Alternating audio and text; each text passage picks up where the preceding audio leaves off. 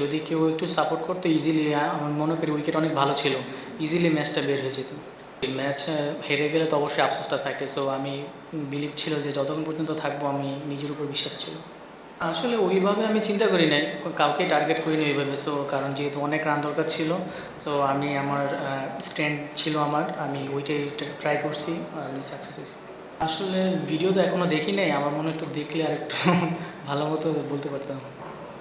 চিন্তা তো ছিল অবশ্যই বাউন্ডারি মারা, কারণ তখন ওই সময়টা বাউন্ডারি মারতে হবে, কারণ জিততে হলে চিন্তা একটাই যে বাউন্ডারি মারতে হবে, এটাই। ভালো বল করে ফেলছে, এক্সট্রাঅর্ডিনারি বল করে ফেলছে, সো এটা আমার কিছু করার ছিল না। আপনি যেটা বললেন ন্যাশনাল টিমের কথা, সো এটা অবশ্যই ফার্স্টে আমি লিটন ভাইকে ধন্যবাদ দিব। সো উনি আমার উপর অনেক ট্রাস্ট রাখছে, কারণ তার আগে আমি ম্যাচ উইনিং নকও খেলেছি। So that's why. আর একটা প্লেয়ারের 2-3টা ম্যাচ খারাপ হতেই পারে, এটা কোনো, আমি মনে করি এটা কোনো ব্যাপার না। আবার যদি একটু ব্যাকআপদের সাপোর্ট দেয়, ভালো সাপোর্ট দেয়, অবশ্যই ভালোভাবে কামব্যাক করা যায় ইজিলি।